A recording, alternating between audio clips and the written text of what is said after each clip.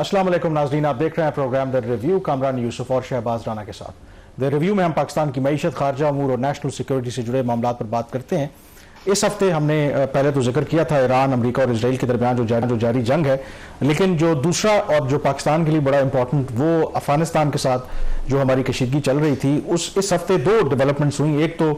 जो पाकिस्तान ने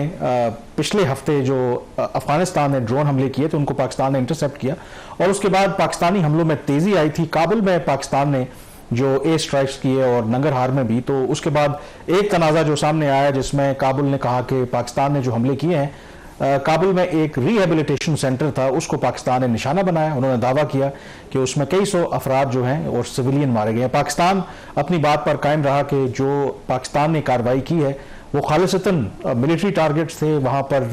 एम्यूनेशन एक डंप था, उसके अलावा ड्रोन बनाने वाली जो भी फैक्ट्री वगैरह थी उसको पाकिस्तान ने निशाना बनाया।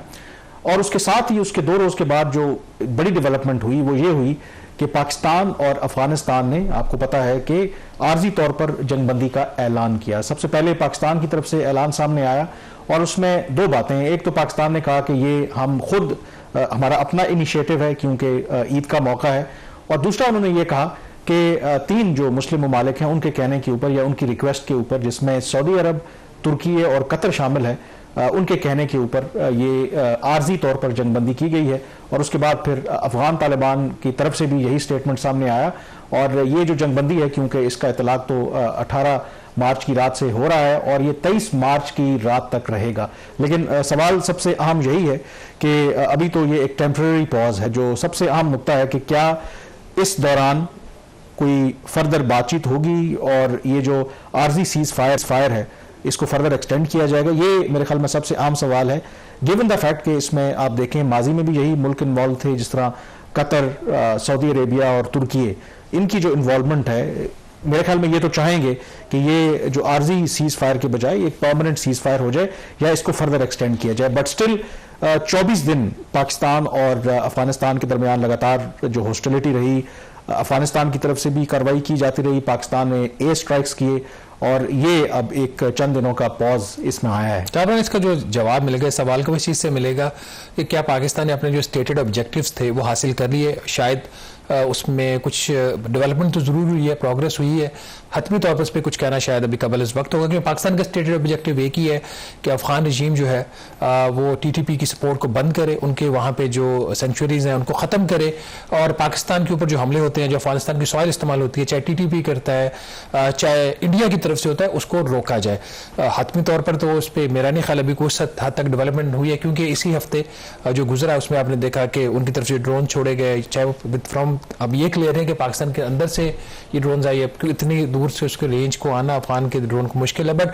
अगर नुकसानात का जायजा लिया जाए तो पाकिस्तान का ये कहना है कि 700 से ज़्यादा लोग मारे गए अफगानिस्तान की साइड के ऊपर, उसमें कोई 1000 के करीब जख्मी है, कोई 255 पोस्टों को इन्होंने तबाह किया है, 44 पोस्टें जो है उन पर कब्जा किया है और इसके अलावा कोई अराउंड 240 जो टैंक्स और दूसरी उनकी जो मिलिट्री व्हीकल्स हैं उनको तबाह किया गया है। ये तो इंफ्रास्ट्रक्चर और उनकी जो मिलिट्री, उनकी जो कैपेबिलिटी उसका लॉस है। लेकिन हमारा जो मकसद था हुकूमत पाकिस्तान का, मिलिट्री इस्टेब्लिशमेंट का अफगानिस्तान के ऊपर हमले करने का, वो एक ही था, वो गालिबन अभी तक आउटस्टैंडिंग, और जब तक उसका हतमी कोई नतीजा नहीं निकलता, उसमें कोई शक वाली बात नहीं है कि जो कोशिशें हो रही हैं, जो गारंटर थे इसमें खास तौर पर कतर जो था, कतर जो 2021 का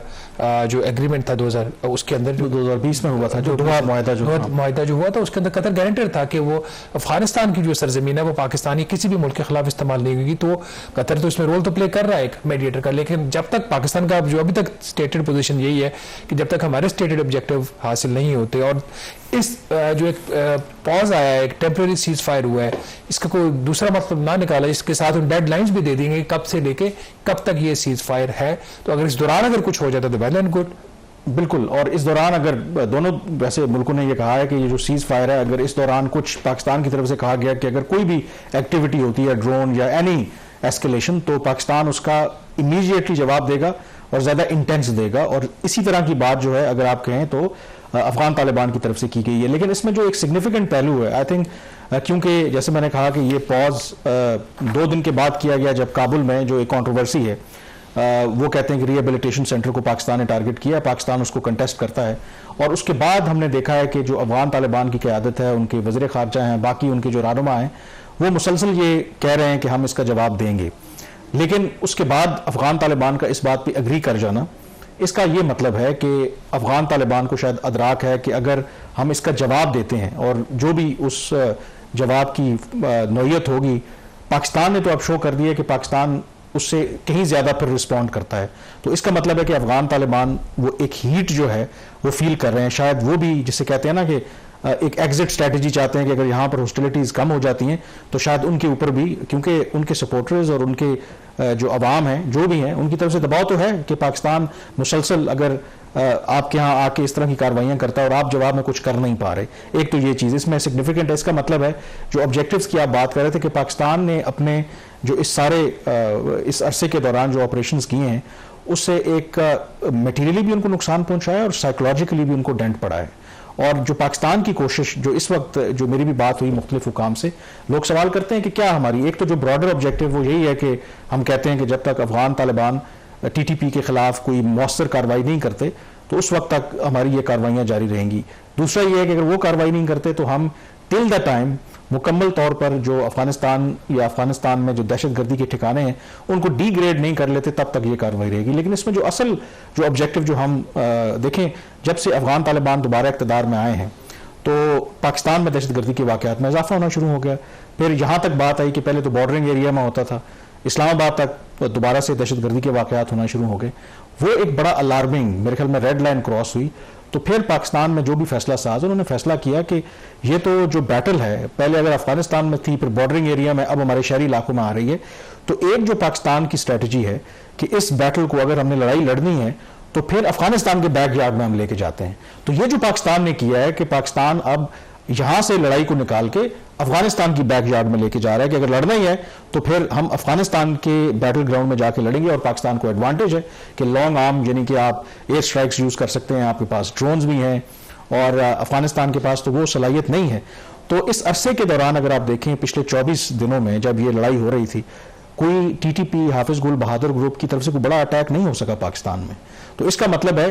even for a brief period ये जो पाकिस्तान की स्ट्रेटजी है कि अफगानिस्तान में इस बैटल को ले जाया जाए, उसमें पाकिस्तान काफ़ी हद तक कामयाब हुआ है। कामरान, इसकी एक कॉस्ट भी है और वो डेफिनेटली उसकी एक मिलिट्री कॉस्ट भी है, उसकी एक फाइनेंशियल कॉस्ट भी है। फिर उसके अलावा at the end of the day एक आपका नेबरिंग कंट्री, आप एक लंबे अरसे तक उसके साथ हॉस्टिलिटीज़ में नहीं रह सकते, और ये पाकिस्तान की कभी ख्वाहिश भी नहीं रही। लेकिन इसमें एक चीज़ बड़ी वाज़ेह हो जाती है इस कॉन्फ्लिक्ट के आगाज़ पर जब बात हुई थी कि अफगान रजीम की तरफ से ये क्लेम आता रहा है, और अपनी जगह पर उनका क्लेम ठीक भी है कि हमने सोवियत यूनियन को शिकस्त दे दी, हमने अमेरिका को शिकस्त दे दी। तो उस वक्त एक एक्सपर्ट्स का ओपिनियन ये आया था कि एक गोरिल्ला वॉरफेयर में और एक टेरिटरी को होल्ड करके, काबुल को होल्ड करके, उसको रिटेन करके एक जंग दूसरे मुल्क के साथ लड़ने में बहुत फर्क होता है। खासतौर पर उनके पास एयर पावर नहीं है, और यही सबसे बड़ी पावर है। उनके पास ग्राउंड पावर बिल्कुल है, जिसका वो बारहा उन्होंने इजहार भी किया है। इंटरनेशनल बॉर्डर्स के ऊपर उन्होंने पाकिस्तान के ऊपर अटैक करने की भी कोशिश की, जिसको पाकिस्तान की तरफ से रोका गया। बट एक चीज़ अब वाज़ेह हो गई है कि इतना आसान नहीं है। पाकिस्तान डेफिनेटली चाहेगा कि लॉन्ग टर्म में इस पीस हो और अफगान रजीम जो अपनी पोजीशन को चेंज करे, बट कितना अर्सा ये चलता है, again this is again an open ended. और एक और फैक्टर है ना, जो पुराना हवाला देते हैं सुपर ताकतों को शिकस्त देने का, जब भी पहले मुजाहिदीन थे वो इक़्तिदार में नहीं थे, यानी कि रशियंस थे, उन्होंने उनके खिलाफ वो लड़ रहे थे। फिर अमेरिका आया तो अफगान तालिबान उनके खिलाफ लड़ रहे थे। ये जो मौजूदा सेटअप है, अफगान तालिबान अब कोई गुरीला फोर्स नहीं है, वो इक़्तिदार में है। तो जब आप इक़्तिदार में होते हैं तो आपकी जिम्मेदारियां ये सिर्फ नहीं है कि आपने सिर्फ वो खाली नारे लगाने हैं। वहाँ के ज़्यादा 3 करोड़ की आबादी है। जिस तरीके से अफगानिस्तान पिछले 40-50 साल से स्ट्रगल कर रहा है, लोगों की एक्सपेक्टेशंस को भी मीट करना है, फिर आपके जो पड़ोसी ममालिक है उनके कंसर्न्स है उनको भी एड्रेस करना है। तो ये अब एक बुनियादी फर्क है। एक और जो पहले तो ये था ना कि सिंगल पॉइंट एजेंडा, कि आपने अमेरिकियों के खिलाफ लड़ रहे हैं या रशियन के खिलाफ लड़ रहे हैं, और उसमें आपको आधी दुनिया की सपोर्ट भी थी बाय द वे। इस वक्त जो है अगर आप देखें तो उस तरीके से तो सपोर्ट, अफगान रजीम की जो कॉम्प्लिकेशन और ज्यादा हो गई है ईरान वॉर की वजह से। अब उनके पाकिस्तान के साथ ताल्लुकात खराब हुए थे, इंटरनेशनल ट्रेड उनकी बंद हो गई, उनको जो कराची पोर्ट की जो फैसिलिटीज थी, बाकी अफगान ट्रांजिट ट्रेड में उनको प्रॉब्लम है, पाकिस्तान उसको भी रोका हुआ है। तो ऑल्टरनेट उनके पास ईरान था। अब ईरान की जो अपनी सूरत हाल पैदा होगी और उसको जो इंफ्रास्ट्रक्चर उनका जो ओवरऑल उनका आप कह लें उनकी जो पोर्ट्स हैं, उनकी हर तरह का जो इंफ्रास्ट्रक्चर, चाबहार पोर्ट है, तो अब उसके लिए वो ऑप्शन नहीं। और पूरा खित्ता जो है ना सब जंग की एक में की लपेट में आ चुका है, और ये मेरे ख्याल पाकिस्तान के भी फायदे में होगा कि लॉन्ग टर्म में ये चीज़ सेटल हो किसी ना किसी साइड पे, चाहे पाकिस्तान मिलिटरीली इसको करने की कोशिश करे और इवन कि मिलिट्री रिजीम भी उसका ऑप्शन भी हो, तो उसका at the end of the day talks होती हैं, नेगोशिएशन होती हैं। अभी तक की जो अच्छी बात है कि जो रीजनल इस्लामिक कंट्रीज हैं वो अपना एक भरपूर रोल प्ले करने की कोशिश कर रहे हैं, और पाकिस्तान का एक पॉज कर रहा है सारी चीज़ को, इस चीज़ की भी अक्कासी करता है कि अभी भी ठीक है, हम पीस को एक चांस देना चाह रहे हैं। अब उसमें जो वजह बताई गई है वो ईद उल फितर की बताई गई है, लेकिन रमज़ान की भी एक अपनी अहमियत थी। पाकिस्तान उस स्टेज के ऊपर पाकिस्तान के पास ऑप्शन है, जिस तरीके से वहाँ से एक रिटेलिएशन आ रही थी, मेरे ख्याल में दोनों के लिए एक वो कहते हैं ना कि गुड एग्जिट स्ट्रेटजी थी, कि गुडविल के तौर पे कि ठीक है ईद आ रही है, ईद के मौके के ऊपर तो जैसे जो इंपॉर्टेंट चीज़ें देखना है इसमें यही है कि ये जो अभी पॉज है क्या ये आर्जी है या इस दौरान कोशिशें होंगी। जो मेरी मालूमात है जाहिर है कि ये कोशिश तो यही है जो पाकिस्तान के और अफगानिस्तान के कॉमन फ्रेंड्स हैं कि इसको एक्सटेंड किया जाए। ये नहीं है कि एकदम मे भी हो सकता है कि ईद के फौरन बाद कुछ दिनों के लिए 3 दिन के लिए कर दिया जाए, 1 हफ्ते के लिए कर दी जाए, और इस दौरान बातचीत के जरिए कोई ऐसा वे आउट निकालने की कोशिश की जाए, क्योंकि पाकिस्तान ने तो ये शो कर दिया है कि अगर अफगान तालिबान बातचीत के जरिए मामला को हल करना चाहते हैं तो हमारे पास वो ऑप्शन पुराना 1 पॉइंट एजेंडा उनको दिया हुआ है कि एक रिटन गारंटी दें, एक मैकेनिज्म हमारे से एग्री करें और वेरीफाइबल एक्शन लें इन ग्रुपों के खिलाफ। अगर वो ऐसा काम नहीं करते तो बॉर्डर भी बंद रहेगा और फिर पाकिस्तान को जहां मुनासिब लगेगा अफगानिस्तान के अंदर जाके हम जो भी कार्रवाई है वो करते रहेंगे। तो अगेन जो बॉल है वो अफगान तालिबान की कोर्ट में है, तो देखते हैं कि क्या डेवलपमेंट होती है। इसके हवाले से एक्सपर्ट व्यू भी लेंगे कि इस डेवलपमेंट को जो फॉर्मर डिप्लोमैट्स हैं वो किस तरीके से देखते हैं। तो ब्रेक के बाद हमें एम्बेसडर मंसूर ज्वाइन करेंगे जो पाकिस्तान के सफ़ीर रह चुके हैं अफगानिस्तान में। जी, ब्रेक के बाद एक दफ़ा फिर आपको खुशामदीद कहते हैं। पाकिस्तान और अफगानिस्तान के ताल्लुकात से मुतालिक बात कर रहे हैं और इस हफ्ते जैसे आपको बताया कि बड़ी डेवलपमेंट हुई, 3 हफ्ते से ज़ायद जारी रहने वाली जो कशीदगी थी उसमें इस लिहाज से अभी इस वक्त आपको एक पॉज है ईद की वजह से, और उसमें पाकिस्तान और अफगानिस्तान के जो कॉमन फ्रेंड्स हैं उन्होंने एक रोल प्ले किया। इस पर मजीद बात करने के लिए हमें ज्वाइन किया है एम्बेसडर मंसूर अहमद खान साहब ने। ये सफ़ीर रह चुके हैं पाकिस्तान के अफगानिस्तान में,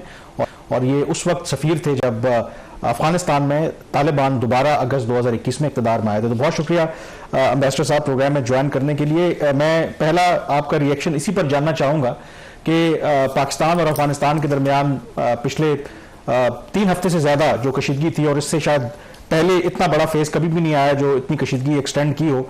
फिर सीज फायर का टेम्परेरी बेशक हो ऐलान किया गया और बताया गया दोनों अतराफ से कि इसमें गुडविल भी है, और जो पाकिस्तान और अफगानिस्तान के कॉमन फ्रेंड्स हैं जिसमें सऊदी अरेबिया, कतर और जो तुर्की शामिल है, उनकी रिक्वेस्ट पर यह किया गया है। तो आप इस डेवलपमेंट को कैसे देखते हैं? आपके ख्याल में ये एक आर्जी ही सीज फायर है या आपको लग रहा है कि ये एक नया डिप्लोमेटिक इनिशिएटिव है जिससे कुछ पॉजिटिव आउटकम निकल सकता है? देखिए, ये जो इस हफ्ते डेवलपमेंट हुई है, ये जो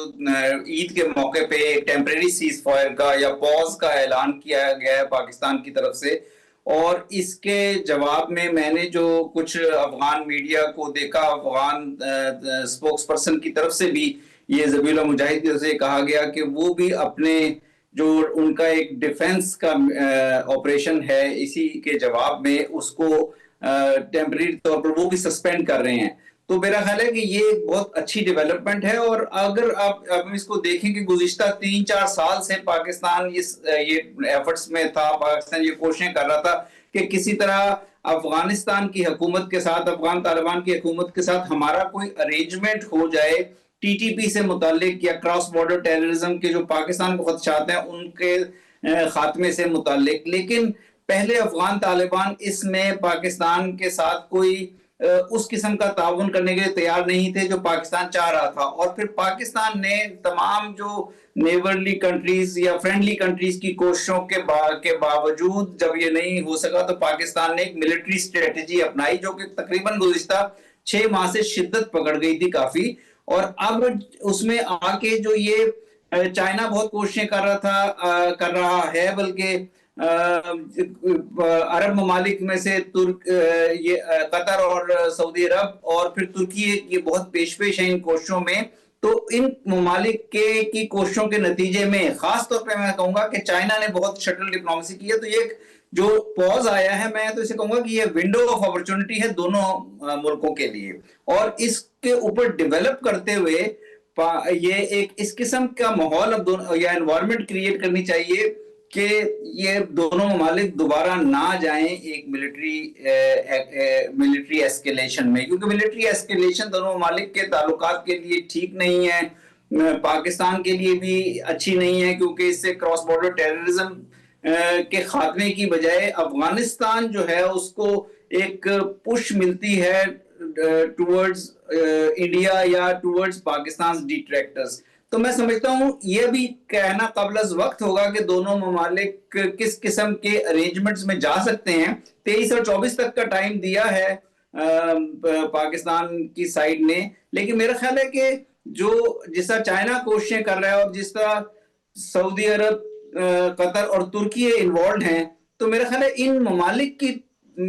की मदद से एक कोई बैक चैनल एफर्ट्स जारी रहेंगी इन दिनों में, ताकि कोई अरेंजमेंट, कोई मैकेनिज्म ऐसा निकाला जा सके। पहले अफगानिस्तान की हुकूमत जो है, तालिबान की हुकूमत, इस मैकेनिज्म में मंसूर साहब आपने सही कहा कि अगर ये इसी तरीके से सिलसिला चलता रहा तो फिर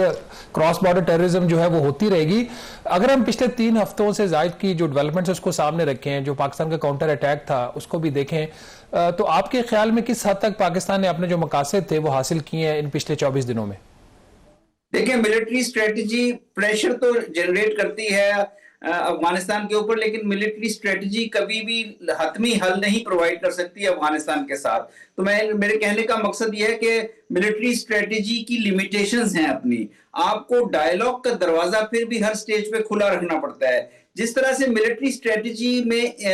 या मिलिट्री एस्केलेशन में इजाफा हो रहा था, उससे जरा खदशात भी डेवलप हो रहे थे और इंटरनेशनल कम्युनिटी भी अब कहना शुरू हो गई थी कि दोनों ममालिक को कोई तरीका निकालना चाहिए। दोनों हमसाया ममालिक हैं, 2600 किलोमीटर का बॉर्डर है, 6 महीने से ये बॉर्डर बंद है। इससे दोनों ममालिक के अवाम, ट्रेडर्स,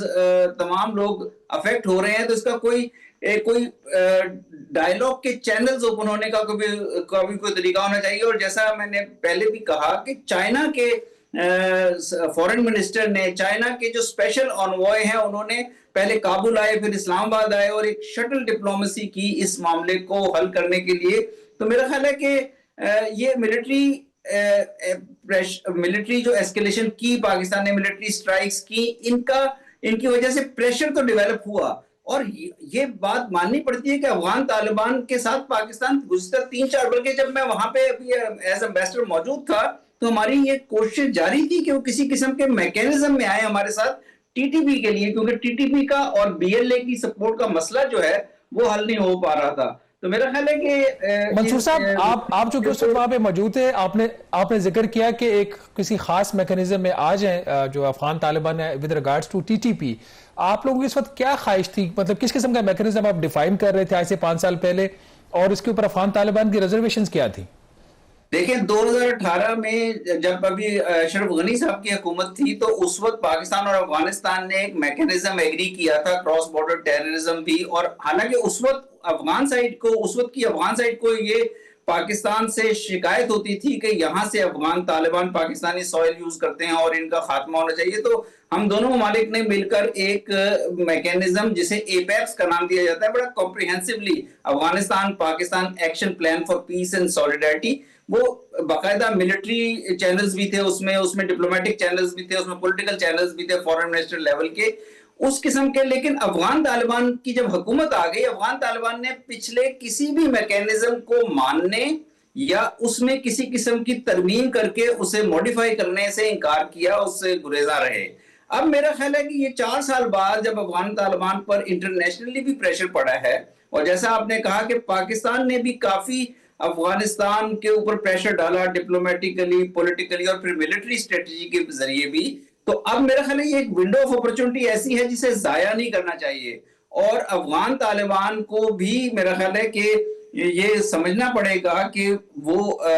उनकी हुकूमत जो है अभी तक इंटरनेशनली रिकॉग्नाइज नहीं है। अगर वो दुनिया को कोई मैसेज देना चाहते हैं कि वो किस तरह से आगे हुकूमत चलाना चाहते हैं, उनके अपने डोमेस्टिक जो मामलात हैं वो अलहदा रहे, लेकिन क्रॉस बॉर्डर टेररिज्म जो है उस पे उन्हें किसी ना किसी फ्रेमवर्क का पार्ट बनना पड़ेगा। इसमें मेरा ख्याल बहुत जरूरी होगा कि पाकिस्तान, ये ममालिक, इंपॉर्टेंट बात है जो आप जिक्र कर रहे हैं। अब अफगानिस्तान के साथ जब आप डील कर रहे हैं, तो ये इसलिए थोड़ा सा चैलेंजिंग है। अशरफ गनी की गवर्नमेंट का आपने जिक्र किया, ज़ाहिर है वो जो भी सेटअप था, एक गवर्नमेंट थी, वहां पर प्रेसिडेंट, काबीना, यहाँ पर क्योंकि आपको पता है कि एक मुख्तलिफ नौयत की गवर्नमेंट है, इनका एक अपना यूनिक निज़ाम है, और उसमें बात होती है कि असल जो ताकत है कंधार में जो तालिबान के अमीर हैं उनके पास है, वो क्या सोचते हैं, किस तरीके से मामलात को हल करना चाहते हैं। इंटरेस्टिंगली ईद के मौके के ऊपर जो उनकी तरफ से पैगाम सामने आया, एक तरफ उस वक्त पाकिस्तान और अफगानिस्तान के दरमियान एक्टिवली आप कह सकते हैं ऑलमोस्ट जंग हो रही थी, लेकिन जिस चीज ने लोगों को हैरान किया, बहुत से मुबसरीन को, कि हैबतुल्लाह अखुंज़ादा के ईद के मैसेज में पाकिस्तान और अफगानिस्तान के दरमियान जारी जो तनाज़ा है उसका कोई जिक्र नहीं था। उसको आप कैसे इंटरप्रेट करते हैं कि एक मुल्क जो एक हालत जंग में है और उसका जो सरबराह है वो उस इशू के ऊपर बात ही नहीं करना चाहता, आप इस खामोशी को कैसे इंटरप्रेट करेंगे? मेरा ख्याल है जो अफगान तालिबान के जो अमीर हैं वो जो ये ईद के मौके पे या कुछ अरसे बाद जब भी वो पैगाम रिलीज करते हैं, इशू करते हैं, उसमें वो एक ओवर आर्चिंग किस्म का पैगाम इशू करते हैं, और उसमें उनकी तरफ से मेरा ख्याल है ये डेलिब्रेट कोशिश की गई है कि मामलात को हल करने के लिए किसी किस्म की प्रोविजन का होना, किसी किस्म की विंडो का होना, किसी किस्म की क्योंकि अगर उनकी तरफ से एक एग्रेसिव स्टेटमेंट आ जाती तो फिर शायद इसमें किसी किस्म के की विंडो को निकालना, किसी इस खामोशी को या पाकिस्तान का जिक्र ना करना, आप समझ रहे हैं कि ये पॉजिटिव डेवलपमेंट है कि शायद वो पाकिस्तान को मजीद नाराज नहीं करना चाहते? जी, मेरा ख्याल है पॉजिटिव इस लिहाज से है कि उन्होंने जनरली दुनिया के मुसलमानों की उसमें बात की है, मुसलमानों के अमन और तरक्की की बात की है,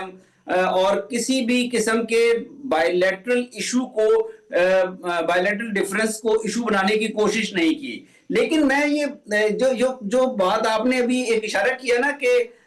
जो पिछली गवर्नमेंट थी उसमें एक कॉन्स्टिट्यूशनल फ्रेमवर्क था, अशरफ गनी साहब की हुकूमत थी, गो के यूएस और नेटो की फौजें मौजूद थी, लेकिन फिर एक वो एस्टेब्लिश्ड इंटरनेशनली रिकॉग्नाइज्ड हुकूमत थी। अफगान तालिबान को जब पाकिस्तान का इंटरेक्शन शुरू हुआ 2021 में टेक ओवर के बाद, और ये तमाम मुल्कों के स्पेशल एनवॉयज को पाकिस्तान ने ही फैसिलिटेट कराई विजिट, सितंबर 2021 में काबुल लेके गए हम, 4 कंट्रीज के एनवॉयज थे, चाइना, पाकिस्तान, 3 कंट्रीज के, चाइना, पाकिस्तान और रशिया,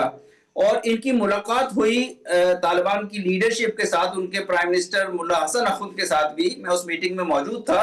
तो मशवरा यही दिया गया था कि वो ऐसे हालात पैदा करें कि कोई कॉन्स्टिट्यूशनल फ्रेमवर्क क्रिएट करने की बात करें, काउंटर टेररिज्म के मामलात को समझने की कोशिश करें, बुनियादी हकूक की तरफ तवज्जो दें जिसमें लड़कियों की तालीम और औरतों के हकूक का मामला आता है, ताकि दुनिया उनकी हुकूमत को तस्लीम करने के लिए कोई जवाब पैदा कर सके। तो मेरा ख्याल है वो चीजें अभी भी बहुत जरूरी रहेंगी कि अफगान तालिबान को अपने निज़ाम हुकूमत को भी तो इंटरनेशनल स्टैंडर्ड्स के हिसाब से एक्सेप्टेबल बनाना होगा, साथ ही काउंटर टेररिज्म के ऊपर भी। डॉक्टर मंसूर साहब, वक्त हमारे पास कम है, बिल्कुल ये बहुत ही वैलिड ये नुक्ता है, क्योंकि अफगान की हुकूमत को सिर्फ ये चैलेंज नहीं है कि पाकिस्तान के साथ उनके ताल्लुकात की क्या नौयत है, ये जो सबसे इंपॉर्टेंट बात है कि किस तरह का निज़ाम हुकूमत वहां पे होना चाहिए, क्योंकि वो अलग बात है जब वो अमरीकियों के खिलाफ लड़ रहे थे, क्योंकि उस वक्त उनकी उस तरह की जिम्मेदारियां नहीं थी। अब वो इक्तदार में है और उन्हें कई फ्रंट्स के ऊपर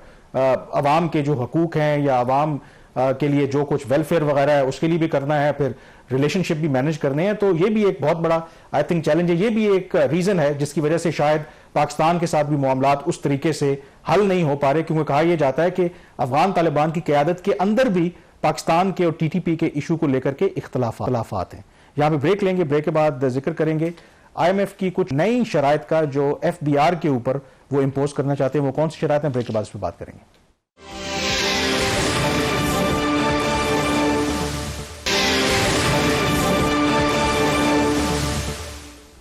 जी, ब्रेक के बाद एक दफ़ा फिर आपको खुशामदीद कहते हैं। ब्रेक से पहले जिक्र कर रहे थे IMF जो मजीद नई शराइत खास करके FBR की कारकर्दगी को बेहतर बनाने के लिए इम्पोज कर सकती है। उसके साथ ब्रेक से पहले जो आपने हिंट दिया था कि हुकूमत भी ऑन एंड ऑफ IMF से कुछ गुजारिशात भी करती रहती है, तो गैस की लेवी से मुतालिक हुकूमत पाकिस्तान ने IMF से कुछ कंसेशन की रिक्वेस्ट की है। ये क्या बुनियादी इशू और IMF क्या कोई मेहरबानी करेगा? कामरान, जब पाकिस्तान में बहुत आपको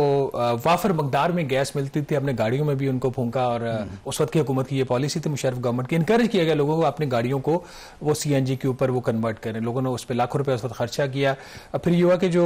ये वही कहानी है, बात आपकी काट रहा हूँ, जैसे पहले कुछ अर्से पहले लोगों को सोलर पे लगाया, अब सोलर से भगा रहे हैं। तो जब गैस वाला भी यही सीन हुआ था। तो अब यहाँ पे भी इन्होंने जो इंडस्ट्री थी उनको गैस दी, इंडस्ट्री ने हुकूमत से गैस लेकर उससे बिजली बनाई, और बिजली बना के खुद भी उन्होंने इस्तेमाल किया अपनी फैक्ट्री के अंदर, और जो सरप्लस इलेक्ट्रिसिटी थी इन हुकूमत की गैस से बनाकर वो हुकूमत को वापस भी बेची। तो इसके अंदर जो एक इशू ये आ रहा था कि इनको बोलते बेसिकली कैप्टिव पावर प्लांट, जो इनके इन हाउस पावर जनरेशन के यूनिट्स लगे होते हैं फैक्ट्रियों के, तो इसमें एफिशिएंसी इसकी बहुत कम थी, कोई 30% ऑन एन एवरेज। अगर आप इनको गैस आप देते थे 100 यूनिट्स, तो 30 यूनिट्स उसमें इफेक्टिव थे, बाकी उसमें लॉस था। कुछ फैक्ट्रियां ऐसी थी जो जिनकी एफिशिएंसी, जिनके सिस्टम्स बेहतर थे, 55% तक भी एफिशिएंसी लेवल था। तो जब काफ़ी अरसे से ये कोशिश हो रही थी कि इसको हुकूमत डिस्करेज करे, क्योंकि पहले इनकरेज किया फिर डिस्करेज किया, क्योंकि एफिशिएंसी इनकी कम थी। बहरहाल इवेंचुअली IMF ने इस प्रोग्राम के तहत इनको फोर्स किया, और एक गैस लेवी लगाएगी कि जो भी गैस की कीमत होगी उसके ओवर एंड अबव एक सर्टेन इनके ऊपर एक लेवी देना पड़ेगी, ताकि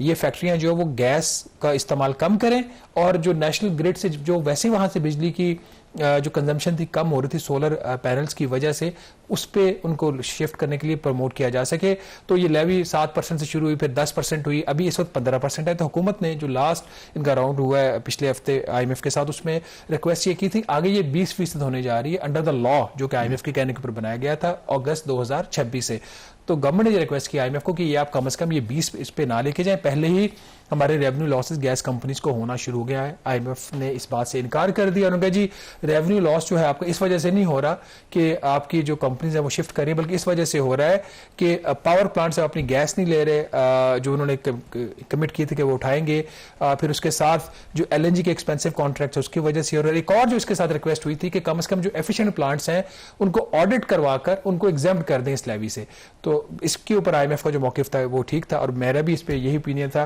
कि आपको पता है कि जो भी हुकूमत इक़्तिदार में रही है वो 2008 ऑनवर्ड्स उसने कोशिश किया कि ये फैक्ट्रियां जो हैं अपना एफिशिएंसी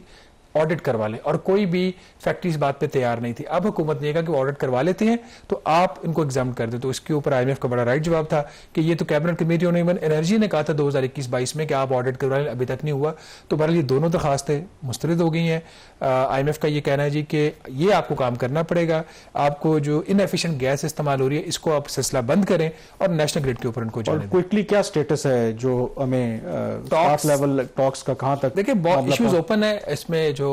FPR एक इशू है इसके अंदर, दूसरा फिर अब जो पेट्रोलियम प्रोडक्ट्स के ऊपर हुकूमत एक डिफेंसिव पोजीशन के ऊपर चली गई है, उसके ऊपर सब्सिडी हुकूमत ने दी है पिछले जो में, वो एक इशू है इसके ऊपर। और कुछ और छोटी मोटी चीजें जो ओपन है। हुकूमत का दावा तो है कि मई 2026 से पहले ये स्टाफ लेवल एग्रीमेंट हो जाएगा। मई क्यों इंपॉर्टेंट है कि मई में IMF की टीम ने दोबारा पाकिस्तान आना, और इस दफा जो बजट वो होगा वो यहाँ पे बैठ के वो बनाना चाहते हैं हुकूमत के साथ कि हम आपके साथ बैठ के बजट बनाएंगे। तो लेट्स सी कि अब ईद की छुट्टी के बाद क्या डेवलपमेंट होती है।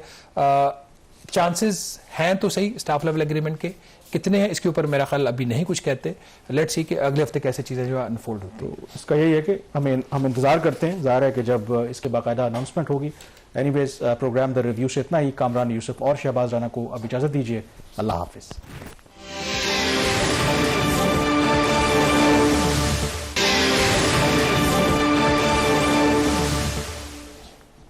जी ब्रेक के बाद एक दफ़ा फिर आपको खुशामदीद कहते हैं। IMF का जो वफ्द है हम पहले भी जिक्र कर चुके हैं, हाल ही में पाकिस्तान के दौरे पर था। जो अगली किस्त पाकिस्तान को जारी होनी है उसके हवाले से अभी तक जो स्टाफ लेवल एग्रीमेंट का तो इंडिकेशन नहीं है, हुआ तो जाएगा, लेकिन साथ ही ज़ाहिर है कि जो शराइत ऑलरेडी शहबाज हमें पता है। IMF का जो इस वक्त जो सबसे बड़ा कंसर्न ऑब्वियसली जो रेवेन्यू कलेक्शन है FBR को लेकर के, तो इसके हवाले से सुना ये खबर है कि मजीद कुछ ऐसी शराइत IMF इम्पोज करना चाहता है इन ऑर्डर टू इंश्योर कि जो FBR है जो अपनी टैक्स कलेक्शन का जो हदफ पूरा नहीं कर पा रहा किसी तरीके से वो पूरा कर ले। कामरान, इस वक्त जो क्रिटिसिज्म FBR के ऊपर आ रहा है वो इनडायरेक्टली IMF और वर्ल्ड बैंक के ऊपर भी आ रहा है, क्योंकि बावजूद इसके कि FBR मुसलसल नाकाम हो रहा है, IMF और वर्ल्ड बैंक की तरफ से गुड इनको अच्छाई का सर्टिफिकेट मिलता रहता है। बैकडोर जो भी चीज़ होती है हम सामने लाते रहते हैं। सारा जो फोकस IMF के प्रोग्राम का और वर्ल्ड बैंक की लैंडिंग का ओवर पीरियड ऑफ टाइम रहा है कि कैसे जो एग्जिस्टिंग क्लास है उनके ऊपर नए टैक्सेस का बोझ डालकर उनसे इजाफी जो कलेक्शन है वो की जाए। तनख्वाहदार तबका 8 माह में 365 अरब रुपया तनख्वाहदार तबके ने सिर्फ टैक्सेस दिए हैं। तो पिछले जो रिव्यू था उसके अंदर भी IMF की ये कोशिश थी कि किसी तरीके से आप पॉलिसी मेजर्स को आप पीछे कर दें, आप कुछ इन्फोर्समेंट्स की बात कर लें, कुछ अपनी एफर्ट्स की बात कर लें। उसी कॉन्टेक्स्ट के अंदर एटलीस्ट 3 नई शराइत सामने आई हैं जो IMF पाकिस्तान के ऊपर इम्पोज कर सकता है। इससे जो नंबर ऑफ कंडीशन है वो बहुत बढ़ जाएगा। जब ये प्रोग्राम स्टार्ट हुआ था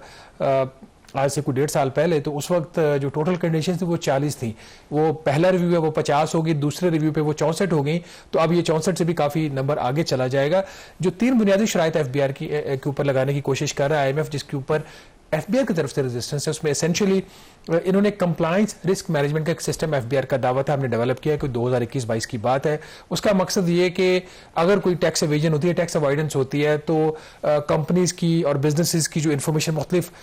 जगहों से FBR को मिल रही होती है, सेल्स के हवाले से, उनके इन्वेंट्रीज के हवाले से, तो उनको एक जगह पे लाकर उनकी बेस के ऊपर ये उनको इनके जो टैक्स के जो रिटर्न्स हैं उसको ये देखेगा FBR, लेकिन उसमें इनको खातिर खा कामयाबी नहीं हुई। अब IMF की तरफ से ये शर्त इनके ऊपर इम्पोज करने की बात हो रही है कि आप जो ऑडिट करेंगे बेस्ड ऑन आपका जो ये रिस्क असेसमेंट सिस्टम है, उससे आप एक certain percentage of total revenue आपका वहां से आना चाहिए। ये नहीं है कि जी हमने compliance risk management system develop कर लिया और उसके प्राइम मिनिस्टर को भी प्रेजेंटेशन दे दिया, IMF को भी दे दें कि इससे आगे बढ़े, रेवेन्यू कितना आएगा जो कि एंड रिजल्ट होता है उसके ऊपर FBR जो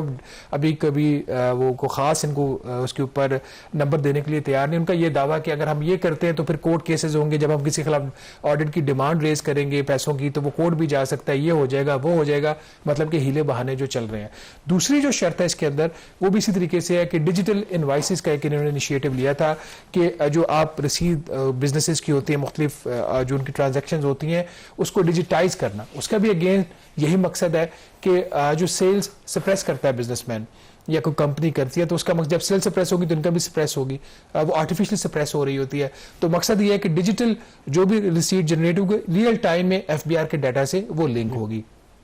इसके ऊपर भी इन्होंने एक डायरेक्टोरेट तो बना दिया था, प्रोग्रेस इसके ऊपर भी नहीं थी। अब डिजिटल इनवाइसेस के ऊपर काफ़ी अरसा से कोशिश कर रहे हैं। इन्होंने 4 वेंडर्स भी इन्होंने उसको लाइसेंस दिया है कि जो कंपनीज हैं उनके जो सिस्टम्स हैं उसके अंदर वो वेंडर्स अपने सिस्टम इंस्टॉल करें ताकि डिजिटली उनको मॉनिटर किया जा सके। आपको पता है पाकिस्तान जो टोटल सेल्स का वैल्यू उसकी है पिछले साल 64 ट्रिलियन रुपीस की थी, तो FBR के ऊपर IMF ये कह रहा है कि कम से कम इसका 2/3 तो आप कैप्चर करो ना। बट अगेन वहां पे भी FBR कुछ करने की पोजीशन में नहीं है, बल्कि इन्होंने 3 नई शराइ जो है जो बिजनेस कम्युनिटी की तरफ से आई थी वो मान ली। एक तो ये कि अब एक इनका मकसद ये था कामरान के रियल टाइम में आपने कोई ट्रांजैक्शन की है, कोई आपने रॉ मटेरियल खरीदा है, तो उसका जो डाटा होगा रियल टाइम पे FBR के पास चला जाएगा। अब ये बात मानने को तैयार हो गए कि हम बजाय रियल टाइम के जो बिजनेस मैन है या कंपनी है वो बल्क के अंदर अपनी रसीदें जो है वो सिस्टम के ऊपर अपलोड कर दे। अब ये बल्क वाली बात है, इसका मतलब ये रियल टाइम नहीं है, और बल्क का मतलब ये है कि अगेन वहां पे कुछ ना कुछ हो सकता है। और ये इसी तरीके से प्रोडक्शन ऑफ उनकी जो प्रोडक्शन लाइन उसको मॉनिटर करने की बात है। इन नटशल